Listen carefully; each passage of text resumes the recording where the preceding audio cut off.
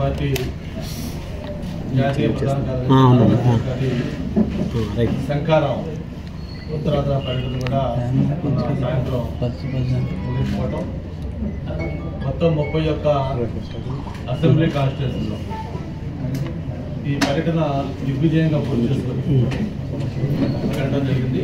దీనికి సహకరించిన పార్టీ శ్రేణులు, కార్యకర్తలు, అలాగే ముఖ్యంగా ప్రజలకి, దాంతో పాటు ప్రధానంగా సోదరపడి వర్షాకర్ కూడా ఉన్నారు కాబట్టి కూడా జనసేన, ఎందుకంటే ప్రతి అసెంబ్లీ కాన్స్టిట్యూన్సీలో కూడా ఒక పక్క టీడీపీ, మరొక పక్క జనసేన నాయకులు సమన్వయంతో ఈ కార్యక్రమాన్ని బ్రహ్మాండంగా చేశారు. అంతకు ముందే దాదాపు 3132 కిలోమీటర్ల పాదయాత్ర చేసుకొని మరి విజయనగరం దగ్గర పోలేపల్లిలో యువగడం ముగింపు సభ కూడా నవ్వుతో అమర్చిన రీతిలో జరుపుకోవటం, ఆ తర్వాత మళ్ళీ ఏదైతే పాదయాత్ర చేయని అసెంబ్లీ కాన్స్టిట్యూన్సీలు ఉన్నాయో అవన్నీ కూడా కవర్ చేసుకుంటూ మొత్తం 31 అసెంబ్లీ కాన్స్టిట్యూన్సీలో ఈ శంకారావం కూడా పూర్తి చేయడం జరిగింది. ఈ శంకారావం సభ ద్వారా తెలుగుదేశం పార్టీ, జనసేన పార్టీ కలిపి ఉమ్మడి మేనిఫెస్టో ఏదైతే ఉందో ఆ మేనిఫెస్టో సంబంధించిన అంశాలు, అలాగే జగన్మోహన్ రెడ్డి గారి యొక్క వైఫల్యాలు ఇవన్నీ కూడా ప్రజల్లోకి నేరుగా తీసుకెళ్ళి ఒక చక్కటి అనుకూలమైన వాతావరణం జనసేన టీడీపీకి ఆ సభ ద్వారా మొత్తం కల్పించడం కూడా జరిగింది. దాంతోపాటు ప్రధానంగా భీమిలి, అలాగే ఏలూరు, మొన్న లేటెస్ట్గా రాప్తాడు 3 చోట్ల కూడా సిద్ధం పేర్కొని జగన్మోహన్ రెడ్డి గారు పెట్టిన సభలు కూడా ఎలా జరిగాయి, దానికి సంబంధించి ఎలా ప్రభుత్వ ధనాన్ని దుర్వినియోగం చేశారు, ఇవన్నీ కూడా ప్రజలు గమనిస్తూ ఉన్నారు. ఈరోజు ఆంధ్రప్రదేశ్ ప్రభుత్వం యొక్క సమాచార పౌర సంబంధాల శాఖ దాదాపు కోట్లాది రూపాయలు ఖర్చు పెట్టి, అంటే ప్రభుత్వ ధనాన్ని మంచినీళ్ళలాగా ఖర్చు పెడుతూ ఈరోజు పార్టీ కార్యక్రమాలకి వాడుతూ ఉన్నారు. మొత్తం విశాఖపట్నం కాదు, అయితే 13 జిల్లాలు, 3 జిల్లాల్లో కూడా రోడ్డు మీద ఎక్కడికి వెళ్ళినా కూడా మనకి కామన్గా కనిపించే ఒక ఫ్లెక్సీ ఏదైతే ఉందో హోర్డింగ్ ఉంటుంది. ప్రతి చోట కూడా జగన్మోహన్ రెడ్డి గారు చేసి చూపిస్తూ సిద్ధం అంటా ఉన్నాడు. అంటే వేలాది హోర్డింగ్స్, వందలాది కోట్ల రూపాయలతోటి ఈరోజు దాన్ని మొత్తం ఈరోజు వాళ్ళు పోరెత్తిస్తూ ఉన్నారు. మరి సభలు కూడా చూసాం. మొన్న రాప్తాడ్ మీటింగ్ అయితే మొన్న మొత్తం చూసాం అధికారికంగా ఏ విధంగా చేశారు. దాదాపు 3000 ఆర్టీసీ బస్సులు, అంటే ఆ 4 జిల్లాల్లో మొత్తం జనజీవనం పూర్తిగా స్తంభించిపోయే విధంగా ఆర్టీసీ బస్సులు అన్నీ కూడా తీసుకొని దానికి జనాలను తరలించి ఒక పక్క యాజ్ యూజువల్ మీటింగ్లో వీడియోలు కూడా మనకు వచ్చేయండి. ఎలాగైతే బస్సుల్లో మద్యం సరఫరా చేశారు, ఎలా డబ్బులు పంపిణీ చేశారు, ఇవన్నీ చేసి మిలియన్ మార్చ్ అని చెప్పి దాన్ని అనౌన్స్ చేశారు. మరి దాని మీద కూడా మనకు లేటెస్ట్గా వచ్చిన రిపోర్ట్లు ఏదైతే ఒక బీజేపీ సంబంధించిన నాయకులు ఈ సెల్ టవర్స్ యాజమాన్యంతో మాట్లాడి అక్కడ మొత్తం ఎంతమంది గ్యాదర్ అయ్యారు, ఏంటి మొత్తం తీసుకుంటే అవన్నీ కాకలు కబుర్లు, మిలియన్ లేకపోతే 500 మిలియన్ ఏమీ లేవు. యాజ్ యూజువల్ వాళ్ళు ఎన్ని చెప్పుకున్నారు దానికంతా ఒక 400-500 కోట్లు నేను జరగని చెప్పని చెప్పడం జరిగింది. అంతేకాకుండా ఇక్కడ ఒక పక్క జగన్మోహన్ రెడ్డి గారి యొక్క దీన్ని గత 3-4 నెలలుగా చూస్తూ ఉన్నాం. మన 2019 ఎన్నికల్లో 151 అసెంబ్లీ స్థానాలు, అలాగే 22 ఎంపీ స్థానాలు, రాజ్యసభలో దాదాపు 8 మంది ఎంపీలు, నిన్న గెలిచిన 3 తోటి 11 మంది ఎంపీలు. అంటే ఈరోజు ఆంధ్రప్రదేశ్లో గతంలో ఏ రాజకీయ పార్టీకి లేని విధంగా ఒక తీర్పు ప్రజలు ఇచ్చారు. ఒక ఛాన్స్ అని చెప్పి వచ్చారు. మీరు ఏమో నిజంగా ఏదైనా చేస్తాడేమో, ఈయన మాట తప్పడేమో, గొడవ తప్పడేమో ఒక అవకాశం ఇద్దామనే ఉద్దేశంతో ప్రజలు ఒక చారిత్రాత్మకమైన తిరుగులేని తీర్పు ఇచ్చారు. మరి అదే జగన్మోహన్ రెడ్డి గారు కరెక్ట్గా 4 సంవత్సరాల 10 నెలలు, అంటే ఒక 2 నెలల ఎలక్షన్ అనగా మొన్న ఢిల్లీకి ఆయన వెళ్ళారు. ఢిల్లీకి వెళ్తే 22 మంది లోక్సభ ఎంపీలు, 8 మంది రాజ్యసభ ఎంపీలు ఉన్న వైఎస్ఆర్ పార్టీ నుంచి 3 ఎంపీలు జగన్మోహన్ రెడ్డి వచ్చి కలిశారు. అక్కడ పార్లమెంట్ జరుగుతున్న సమయం దట్టు వాళ్ళు పార్లమెంట్ లేదనుకోండి, అట్లీస్ట్ వాళ్ళు కాన్స్టిట్యూన్సీలో ఉన్నారు, అందుకని గవర్నర్ని చెప్పుకోవచ్చు. ఒక పార్టీ అధినేత ముఖ్యమంత్రి ఢిల్లీ అయితే ఆ పార్లమెంటు ఎంపీలుగా ఉన్న పార్టీకి సంబంధించిన వాడు కూడా మొక్కలు చాటించారంటే ఆ పార్టీ ఎంపీలు ముఖ్యమంత్రిని ఏ విధంగా ట్రీట్ చేస్తారో ఒకసారి అందరూ తెలుసుకోవచ్చు. అంతేకాదు అసెంబ్లీ మొన్నే చివరి అసెంబ్లీ సమావేశం జరిగింది. 151 మంది వాళ్ళ ఎమ్మెల్యేలు ఉన్నారు. మరి అటువంటి సంఖ్యాబలం ఉన్న ఎమ్మెల్సీ కూడా దాదాపు 40 మంది ఎమ్మెల్సీలు ఉన్నారు. ఎంతమంది ఉన్నా ఆ పార్టీకి సంబంధించిన వాళ్ళు అసెంబ్లీ చివరికి మినిమం నెంబర్స్ అటెండెన్స్ లేక కోరం లేక వాయిదా పడిన 2 సార్లు. 151 మంది ఎమ్మెల్యేలు ఉన్న పార్టీకి కోరం లేక అంటే దానికి కూడా వాళ్ళు చెప్పిన కారణాలు బస్సు మిస్ అయింది కొంతమంది, ఆరోగ్యం బాధలు కొంతమంది, కోర్టు కేసులు ఉన్నాయి కొంతమంది, లేకపోతే ఇట్లా వివిధ రకాల కారణాలు చెప్పి ఎమ్మెల్యేలు డుమ్మా కొట్టారు. చివరి అసెంబ్లీలో ఎప్పుడైనా అందరికీ కూడా ఆనవాయితీ ఏంటంటే ఒక గ్రూప్ ఫోటో దిగుతారు. ఎందుకంటే అసెంబ్లీ చివరి సమావేశం కాబట్టి ఆ అసెంబ్లీలో ఎవరెవరు ఉంటారు ఏంటి గుర్తు ఉండటం కోసం అది ఒక ఆనవాయితీ సాంప్రదాయం. అటువంటి ఒక గ్రూప్ ఫోటో కూడా తీసుకోకుండా చివరి సమావేశం ముగిసిందంటే ఈరోజు వైఎస్ఆర్ పార్టీ యొక్క పరిస్థితి ఏంటి, జగన్మోహన్ రెడ్డి గారి యొక్క పరిస్థితి ఏంటో మనకు అర్థమవుతుంది. అందుకే నేను చెప్పాను మీకు మొన్న, వైఎస్ఆర్ పార్టీ అనేది ఈరోజు ఒక మునిగిపోతున్న పడవ, సింకింగ్ బోట్. ఈరోజు రైటింగ్ ఆన్ ద వాల్, ఒక గోడ మీద రాస్తే ఎంతవరకు స్పష్టంగా ఉంటుందో ఈరోజు వైఎస్ఆర్ పార్టీ అనేది రేపు ఎన్నికల్లో ఘోర పరాజయం పొందబోతా ఉంది అనేది అంత స్పష్టంగా ఈరోజు అందరికీ తెలుసు. అందుకే ఒక్కొక్క వికెట్ పోతా ఉంది. నిన్న చూసాం మళ్ళీ లేటెస్ట్గా. మరి ఈరోజు వైఎస్ఆర్ పార్టీకి ఎంతో ఆర్థిక బలం, ఎంతో సపోర్ట్ ఇచ్చిన వేమిరెడ్డి ప్రభాకర్ రెడ్డి గారు కూడా నిన్నే రాజీనామా చేశారు పార్టీ ప్రాథమిక సభ్యత్వానికి కూడా. మీరు అడగవచ్చు, మీ పార్టీ నుంచి కూడా కేసీఆర్ నాని రిజైన్ చేశాడు అని చెప్పారు. ఎస్, కేసీఆర్ నాని రిజైన్ చేశారు. ఎందుకు చేశారు? అక్కడ కేసీఆర్ నాని కాదు, కేసీఆర్ చిన్ని సీటు ఉంటుంది, ఆయన ఇన్ఛార్జి, అక్కడ మీరు నాని ఇన్వాల్వ్ కావద్దు, చిన్ని చూసుకుంటాడు బాధ్యతలు అని పార్టీ చెప్పిన తర్వాత అంటే ఆయనకు అర్థమైపోయిన సీటు ఇవ్వట్లేదని. సీటు రానప్పుడు ఎవరైనా పార్టీ మాత్రం పెద్ద ఆశ్చర్యం కాదు, పెద్ద న్యూస్ కాదు. కానీ ఇక్కడ సీటు అనౌన్స్ చేసినా కూడా మీకు తిరుపతి ఎంపీగా ఆదిమూలపాయని తిరుపతి ఎంపీ క్యాండిడేట్గా అనౌన్స్ చేశారు. అదే ఎంపీ క్యాండిడేట్గా అనౌన్స్ చేస్తే నాకు నీ ఎంపీ వద్దు, నీ పార్టీ వద్దు అని చెప్పని ఆయన బయటకు వచ్చి ఆయన అనౌన్స్ చేసిన కాగితాన్ని మొహమ్మై పడేసి వచ్చేసారు. మరి ఈరోజు చూస్తూ ఉన్నాం, అలా శ్రీకాకుళం దగ్గర నుంచి చిత్తూరు దాకా మొత్తం 175 కాన్స్టిట్యూషన్లో కూడా ఈరోజు అందరిలో ఒక అభద్రతా భావం. ఏంటి మన పరిస్థితి, ఏంటి మనకి రాబోయే రోజు ఎలా ఉండబోతుంది అనే ఒక ఆందోళన ఈరోజు ఆ నాయకుల్లో కనిపిస్తూ ఉంది. అటు అగ్రవర్ణాలు లేదు, ఎస్సీలు లేదు, బీసీలు లేదు, ప్రతి ఒక్కరిలో కూడా ఒక ఆందోళన జరుగుతుంది. ఇవన్నీ కూడా దేనికి సంకేతం అంటే రాబోయే రోజుల్లో ఆ పార్టీ యొక్క పరిస్థితికి ఒక సంకేతం అని చెప్పని తెలియజేసుకుంటూ, ఎలాగైనా మనము ఎన్నికల్లో గెలవాలి, ఆ ఓట్లు దొంగోళ్ళు చేయించుకోవాలి, లేకపోతే రిగ్గింగ్ చేయాలి, లేకపోతే అక్రమాలు చేయాలి, ఏవి చేసినా గెలవాలని ఒక ఆలోచన తప్ప వేరేది కనిపించట్లేదు.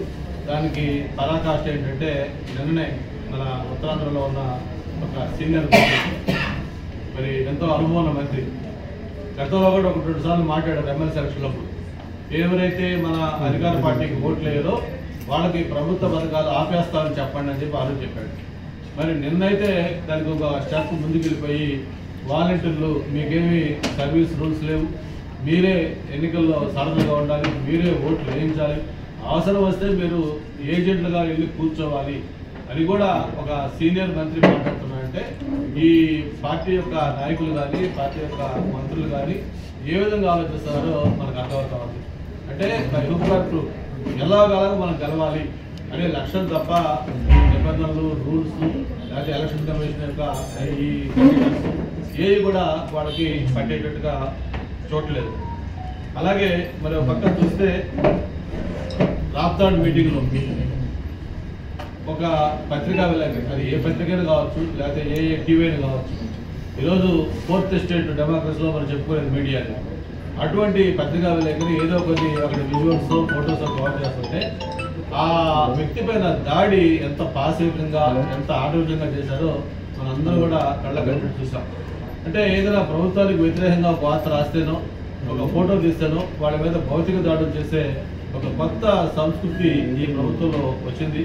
దాన్ని కూడా మనం ఖండించాల్సిన అవసరం ఉంది. మరి ఇక ఈ ఏదైతే నిన్న ముఖ్యమంత్రి గారు విశాఖపట్నం పర్యటనకు వచ్చారు, ఆయన పర్యటన కూడా ప్రభుత్వ కార్యక్రమం కాదు, ఏదో ఒక ఆధ్యాత్మిక కేంద్రంలో ఒక యాగం లేకపోతే కూడా చేస్తూ ఉంటే దాని ముగింపు కార్యక్రమానికి వచ్చారు. దాంట్లో తప్పట్టని కూడా ఏదైనా ముఖ్యమంత్రిగా రావచ్చు. కానీ గతంలో చాలామంది ముఖ్యమంత్రులు చాలా కార్యక్రమాలకు వచ్చారు.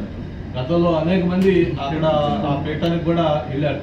కానీ ఎప్పుడు ఎక్కడ కూడా ముఖ్యమంత్రి వస్తే ఆ పర్యటనకు సంబంధించి ఆ జాగ్రత్తలు తీసుకుంటారు. ఎందుకంటే ముఖ్యమంత్రి వివిఐపి కాబట్టి ఆయన వచ్చినప్పుడు కొన్ని ఇబ్బందులు లేకుండా దాన్ని ఎవరు కూడా విమర్శించరు, బాధపడరు. దాన్ని అందరూ కూడా హర్షిస్తారు కూడా. కానీ వీటన్నిటికంటే భిన్నంగా ఫస్ట్ టైం ఒక ముఖ్యమంత్రి వస్తున్నాడంటే ఇటువంటి విపరీతమైన ఏర్పాటు.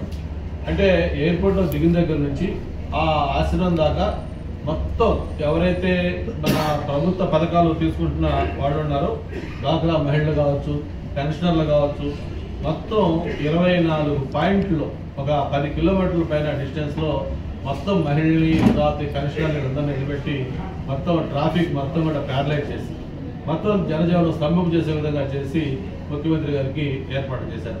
అంటే ఇది ఏ విధంగా కరెక్టో ఒకసారి ముఖ్యమంత్రి గారు ఆలోచించుకోవాలి.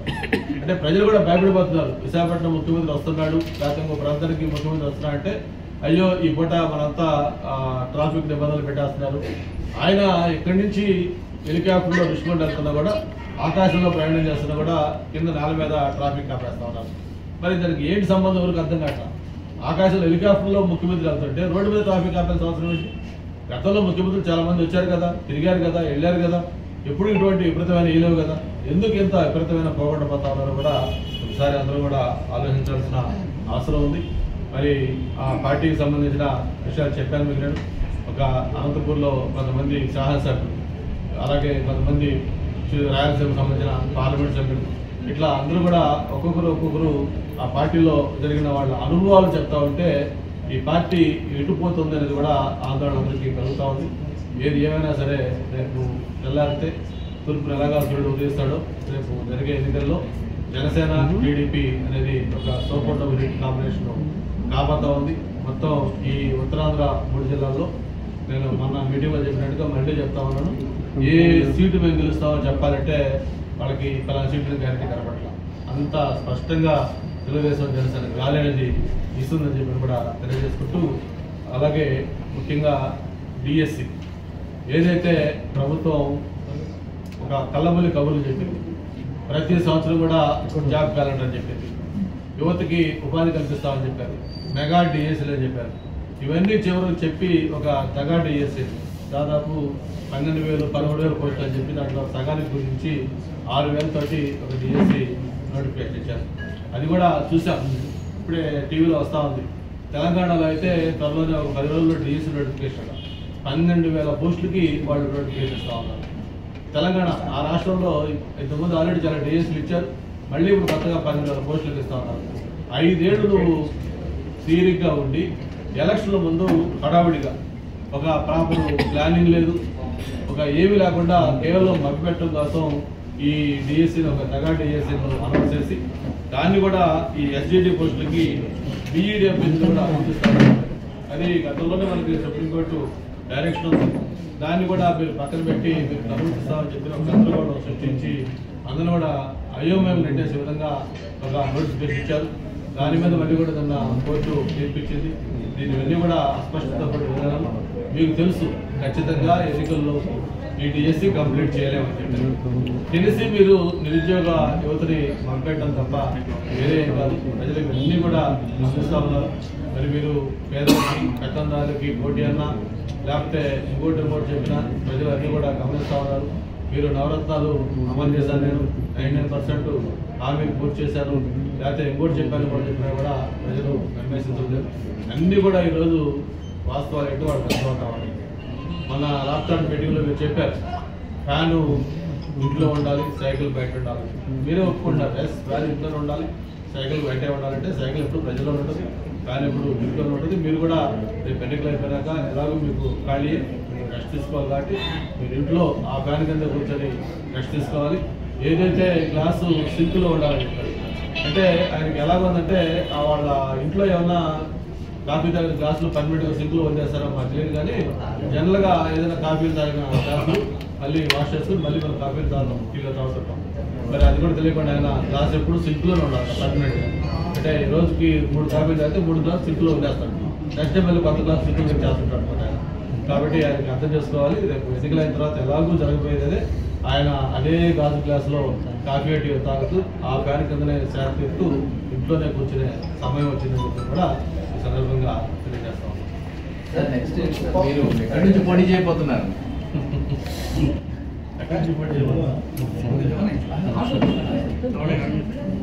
చెప్తారు ఈ 1 వీక్లో అనౌన్స్ చేస్తారు. పార్టీ అధిష్టానం దృష్టి పెట్టేసి అప్పుడు తెలుస్తుంది. అంటే గతంలో పోటీ చేసిన నియోజకవర్గం నేను మళ్ళీ లక్ష్యం చెప్పాను కదా మీకు, మీరు ప్రతిసారి మీరు కాన్స్టిట్యూషన్ మారుతున్నారంటే లేదు ఈసారి బ్రేక్ చేస్తాను, చేసిన చోట చేయాలనుకుంటా అని చెప్పాను. నేనైతే అదే అనుకుంటాను, గతంలో పోటీ చేసిన చోట మీరు చేస్తాను. సార్ చీపురుపల్లి నుంచి పోటీ చేయమని పార్టీ నుంచి ఏమైనా ప్రపోజల్ వచ్చిందా సార్? ఏదేది చీపురుపల్లి నుంచి పోటీ చేయమని బొత్స మీద పార్టీ నుంచి ప్రపోజల్ ఏమైనా వచ్చిందా? యా వచ్చింది. ఏం సార్ దానికి నెక్స్ట్ వచ్చిందని చెప్పాను.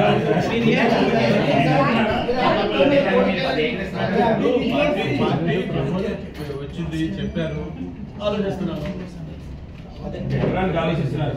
ఏం చేయాలో ఆలోచిస్తున్నాను. ఇదేమి చిన్న విషయం కాదు కదా. ఇప్పుడు దాకా నేను వేరే ప్లేస్లో పోటీ చేయడం వాస్తవమే. ఈసారి ఇట్లా చిగురుపల్లిలో అక్కడ సీనియర్ లీడర్ ఉన్నాడు కాబట్టి అక్కడ నేను చేస్తే బాగుంటుందని ఆలోచించి వాళ్ళు పార్టీ ఒక ప్రపోజల్ పెట్టింది. దాన్ని నేను ఆలోచిస్తున్నాను. ఆప్షన్ ఏమైనా ఉందా సార్? ఆప్షన్ ఉందా? ఖచ్చితంగా చేయాలంటారా? Sir, are you willing to work away from Visakhapatnam? Are you willing? No, that's what I am thinking now. So far I have not taken any decision. అంటే option ఇచ్చారా sir? మీకు అక్కడే ఖచ్చితంగా చేయాలని చెప్పారా లేకపోతే పార్టీ ఏదైనా చెప్పినప్పుడు ఇక్కడ బాగుంటుంది, ఇక్కడ అక్కడ సీనియర్ లీడర్ ఉన్నాడు, తన మీద మీరు చేస్తే బాగుంటుంది, చేయండి, దాన్ని ఆలోచించడం చెప్పారు. డెఫినెట్ గా ఆలోచిస్తానని చెప్పారు. నేను స్టడీ చేయాలి. ఎందుకంటే నేను ఇప్పుడు దాకా వేరే కాన్స్టిట్యూన్స్ చేసినా అది ఒక విశాఖపట్నంలో చేశాను. అనకాపల్లి పార్లమెంట్గా ఫస్ట్ వచ్చాను కాబట్టి ఆ పార్లమెంట్ పరిధిలో చోడవరం అనకాపల్లి ఎమ్మెల్యేలు చేశాను. నేను వైజాగ్లో ఉంటాను కాబట్టి వైజాగ్ చుట్టుపక్కల ఉన్న పీపుల్ నాతో చేశాను. ఇప్పుడు చిగురుపల్లి అనేది ఇట్స్ ఏ సర్ప్రైజ్ అండ్ కొత్త నాకు ఒక న్యూస్ అది. ఎందుకంటే మన జిల్లా కాదు, పక్క జిల్లా, నాకు ఇక్కడ నుంచి 150 కిలోమీటర్ దూరంలో ఉన్న ప్రాంతం. అందుకని దీన్ని కూడా ఆలోచించుకొని ఇది ఎంతవరకు నాకు సొడుగులో నేను ఎంతే కరెక్ట్ లేదా ఇవన్నీ దానికి వేరియస్ పారామీటర్స్ ఉన్నాయి. అన్నీ కూడా నేను మా వెల్విషర్స్తో మాట్లాడుకోవాలి, పార్టీ వర్కర్స్తో మాట్లాడుకోవాలి, మా టీం మెంబర్స్తో మాట్లాడుకోవాలి. పార్టీ అయితే సీరియస్గా చెప్పింది అక్కడ మీరు చేస్తే బాగుంటుంది, అన్ని రకాలుగా కూడా సీనియర్ లీడర్ ఉన్నారు కాబట్టి మీరు చేస్తే బాగుంటుంది అని పార్టీ పెట్టింది. దాన్ని థింక్ చేస్తా ఉన్నాను, ఆలోచించి దానికి నో టైం లిమిట్.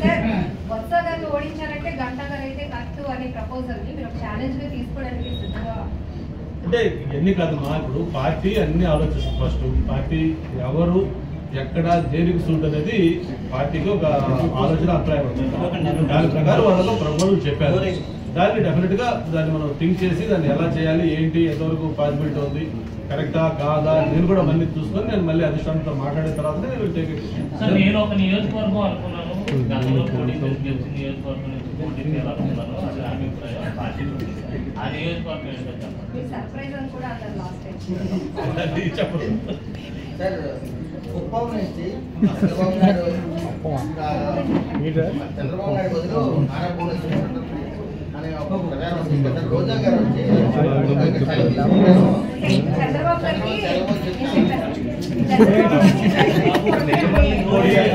వాళ్ళు ఎంత అభద్రతా భావం ఉన్నారో అనుకుంటే మీకు చిన్న ఎగ్జాంపుల్.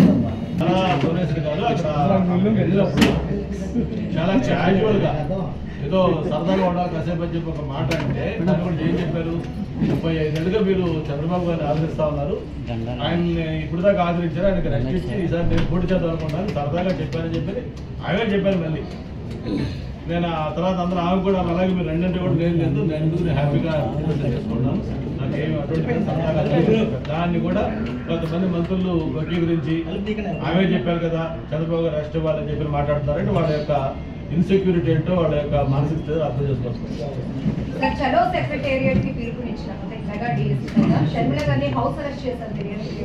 ఖచ్చితంగా ఖండిస్తున్నాం. ఎందుకంటే చాలా తప్పు వాళ్ళు చేస్తుంది, దగా అది వాళ్ళు చేస్తుంది మోసం. జగన్మోహన్ రెడ్డి గారు చెప్పారు 6 నెలల ముందు ఎన్నికలకి ఏ కార్యక్రమం చేపట్టినా కూడా ఇది మోసం గురువు అని చెప్పి ఆయనే చెప్పాడు. మరి ఈరోజు 2 నెలలు కూడా లేదు ఎలక్షన్ వస్తుంది. ఇప్పుడు నువ్వు మెగా డిఎస్ చేస్తానని చెప్పి 6,000 పోస్టులు పెట్టి దానికి కూడా ఎస్జిటి టెట్లు ఇవన్నీ సంబంధాలు అక్కడ పెట్టి చివరికి దాన్ని కన్ఫ్యూజన్ చేసి ఒక సరైన ప్రణాళిక లేకుండా ఎలక్షన్ ముందు చేస్తే దీన్ని ఎవరు హర్షించరు. షర్మిల గారు చేసింది మంచి పని. డెఫినెట్గా దీన్ని అందరూ ఖండించాల్సిన అవసరం ఉంది ప్రభుత్వం యొక్క చర్యల్ని. వెంటనే వాడిని ఇచ్చేసి నిరుద్యోగులకు న్యాయం జరిగే విధంగా ఒక మంచి ప్రణాళికతోటి ఈ డిఎస్సి ఇచ్చారు. డిఎస్సి అనౌన్స్ చేశారే కానీ ఏ ఒక్కరికి నమ్మకలేదు. ఎందుకంటే ఇక 2 నెలలు ఎలక్షన్లు ఉన్నాయి. ఈ 2 నెలల్లో వీళ్ళు పెట్టేది పోయి కోర్టు వివాదాలు పరీక్షలు వాళ్ళకి తెలుసు కదా, సుప్రీంకోర్టులో ఆల్రెడీ డైరెక్షన్ ఉన్నది. ఉన్నప్పుడు ఎందుకు ఈ వివాదం సృష్టించాలని కావాలి అంటే టైం టేకింగ్, ఎలాగో టైం మనం గెయిన్ చేయాలి. ఈ లోపు ఎలక్షన్ అయిపోతుంది. ఎలక్షన్ అయిపోతే అప్పుడు ఎట్లా మనం రాంగ్ కదా, అప్పుడు వాడి పని అవుతుంది.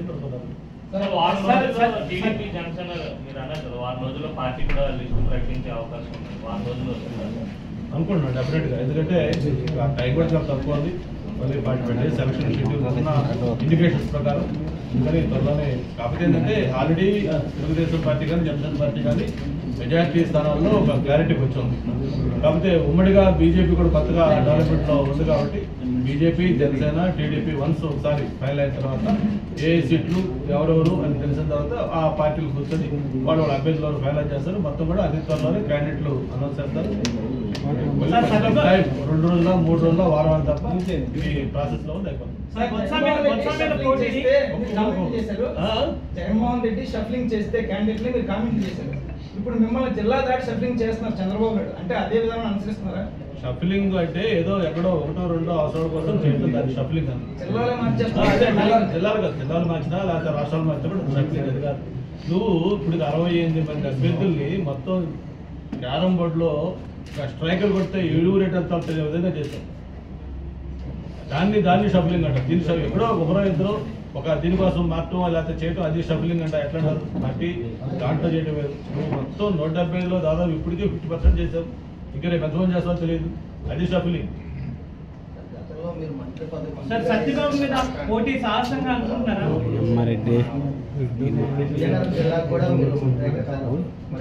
జిల్లా నుంచి పోటీ చేయడానికి అంటే ఇప్పుడు పార్టీ ప్రపోజల్ చెప్పింది, దాన్ని నేను ఆలోచిస్తున్నాను. చెప్పట్లేదు దూకేస్తున్నా చెప్పట్లేదు. 1999 ఇద్దరు ఎంపీలుగా అయ్యారు. తర్వాత తాజా మాజీ విద్యాశాఖ మంత్రులు పోటీ ఎలా సాహసంగా తీసుకుంటారా లేకపోతే ఎందుకు రిస్క్ అనుకుంటారా? ఎట్లా అనుకుంటారు సార్? ఎందుకు హైపోథెటికల్ క్వశ్చన్స్ ఎందుకు? అసలు ముందు మనం అక్కడ పోటీ చేయాలి అన్ని చెప్తాను. ఎలా అంటే గతంలో మీరు పోటీ చేసిన నియోజకవర్గాల్లో ఎప్పుడు మీరు పోటీ చేయలేదు, ఎప్పుడు కొత్త నియోజకవర్గమే ఎదుర్కొన్నారు. ఈసారి కూడా మీరు బ్రేక్ ఇవ్వాలన్నా అధిష్టానం ఇవ్వాలనుకోవట్లేదు కదా. చూద్దాం. అధిష్టానం ప్రపోజల్ చెప్పింది, ఆలోచించమన్నారు. వాళ్ళు అన్ని ఆలోచించి చెప్తారు. దాన్ని నేను కూడా ఆలోచించుకోవాలి కదా. లేదా నా వాల్యుయేషన్స్ ఆ ప్రశ్న ఇప్పుడు రైజ్ కాదు కదా. మనం అక్కడ ఫైనల్ గా డిసిషన్ తీసుకొని పోటీ చేసుకున్నప్పుడు మీరు అడగండి, ఏంటి సార్ మీరు ఎందుకు అక్కడ అంత సాహసం చేశారు లేకపోతే మంచి పని చేశారు మీరు ఇప్పుడు చెప్పండి, నేను చెప్తాను.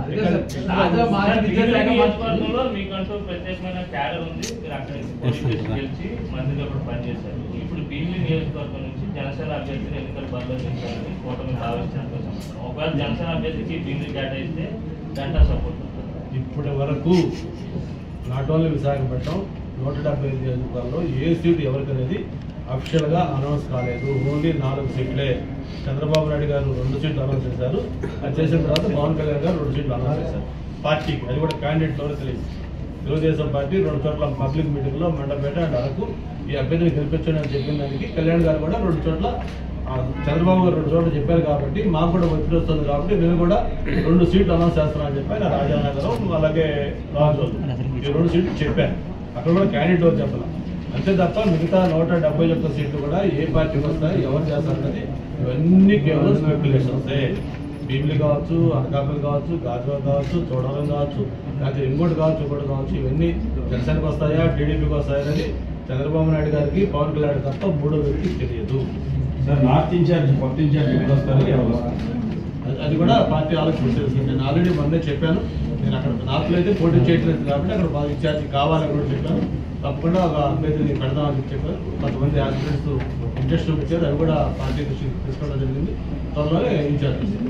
సార్ విజయనగరం జిల్లా నుంచి నాయకులు మీ ఇంటి కావాలి ఎందుకు పడుతున్నారు? మీరు ఏంటి మొత్తం పంపించాలి. మారిన గంట జిల్లాలో